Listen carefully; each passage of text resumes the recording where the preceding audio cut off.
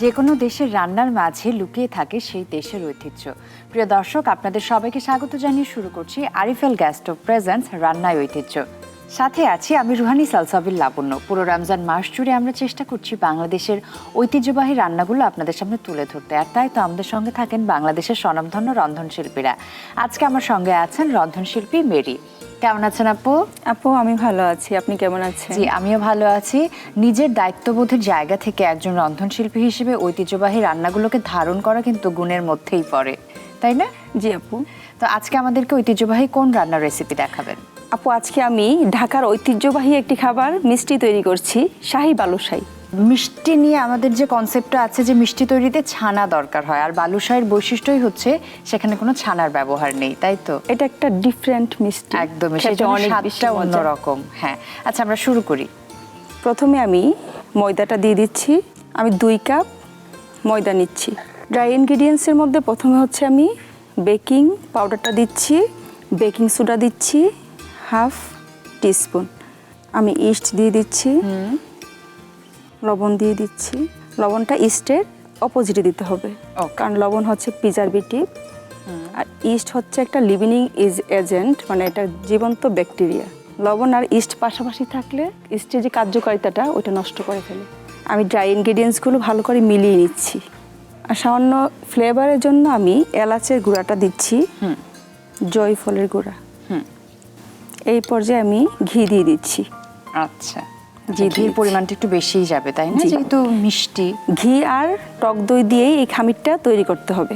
আচ্ছা, আমি এই ডোটা টক দই দিয়ে তৈরি করব, এটার মধ্যে পানি যাবে না। আমি এই পর্যায়ে হাত ইউজ করব, আমার হাতটা আগে থেকেই ওয়াশ করে নিয়েছিলাম। ঠিক আছে।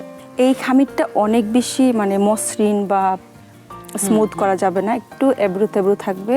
রমজান মাসে দেখা যায় কি যে ইফতার টেবিলে আমাদের মিষ্টি আইটেম কিন্তু থাকেই, তাই না? যে রমজান মাসে ইফতারে একটু মিষ্টি মানে আত্মার তৃপ্তি, বিশেষ করে ঠান্ডা ঠান্ডা খাবো ইফতারে। তো সেই জায়গা থেকে আমাদের ঐতিহ্যবাহী যে মিষ্টির পদগুলো রয়েছে সেগুলো কিন্তু আমরা ইফতারে সার্ভ করতে পারি। আমার ডোটা হয়ে গেছে, এই পর্যায়ে আমি অয়েলটা দিয়ে দিচ্ছি। ওকে, চুলাটা অন করতে হবে।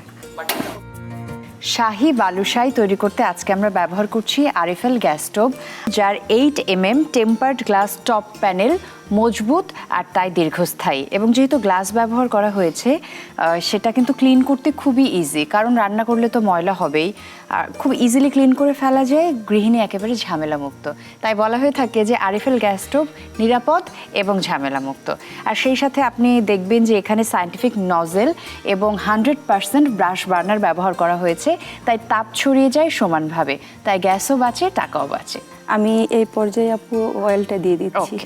একটু বেশি পরিমাণ দিতে হবে, যেহেতু আমি ডুবো তেলে বাঁচতে হবে। আপু এখন আমি ছোট ছোট এরকম গোল করে নিব। ওটার মধ্যে আমি সামান্য একটু গুঁড়া দুধ, সামান্য একটু ঘি দিয়ে একটু মাওয়া তৈরি করে নিচ্ছি।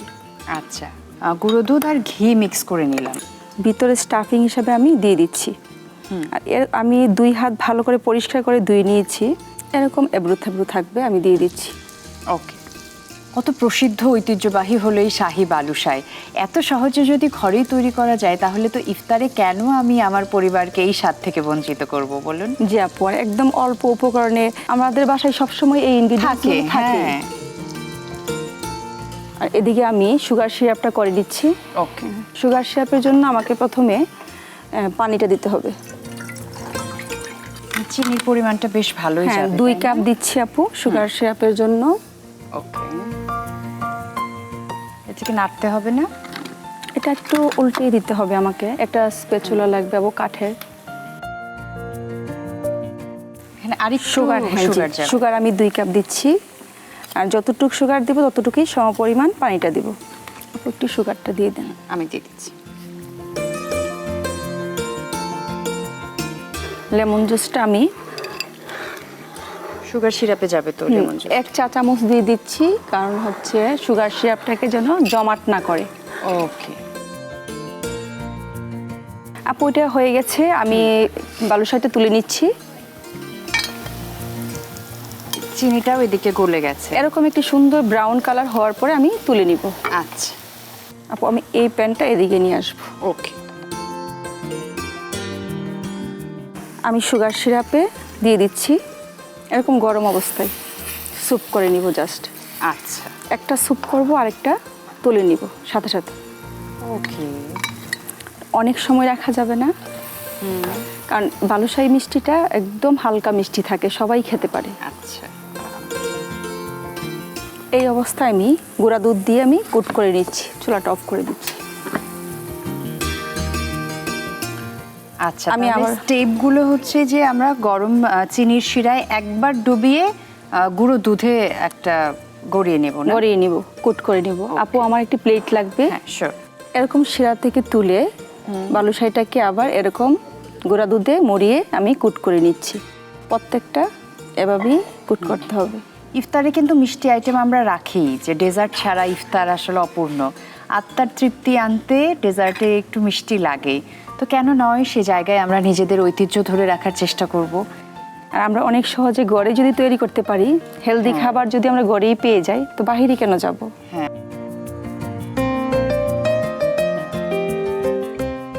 দারুণ ব্যাপার তো। আপু, তৈরি হয়ে গেল আমার শাহী বালুশাহী। অনেক ধন্যবাদ আপু, এত সহজে আমাদের ঐতিহ্যকে ধরে রাখা যায়, ঐতিহ্যবাহী রান্না করা যায়, তা আপনার কাছ থেকে শিখলাম। এবং আমি আবারও বলবো যে ইফতার টেবিলে কিন্তু আমাদের মিষ্টি আইটেম থাকেই, তো সেই জায়গায় অবশ্যই আমরা চেষ্টা করব আমাদের ঐতিহ্যবাহী মিষ্টির পদগুলোকে পরিবেশন করতে। প্রিয় দর্শক, আমরা দেখে নিলাম ঐতিহ্যবাহী শাহী বালুশাহী তৈরির পদ্ধতি। তাহলে চলুন আপনাদেরকে আরও একবার প্রস্তুত প্রণালী দেখিয়ে দিচ্ছি।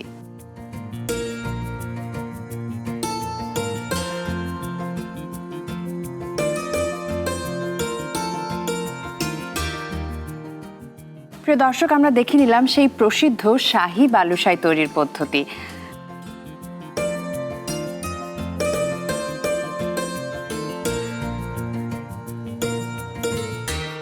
খুব ভালো থাকবেন, আর নিশ্চয়ই আগামীতে আপনার সাথে আবারও দেখা হবে।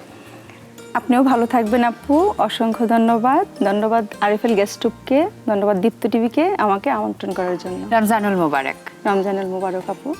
প্রিয় দর্শক, এই ছিল আমাদের আজকের RFL গ্যাস স্টোভ প্রেজেন্টস রান্নায় ঐতিহ্য। আশা করছি শাহী বালুশাহী তৈরির পদ্ধতি আপনাদের ভালো লেগেছে এবং বাসায় অবশ্যই তৈরি করবেন।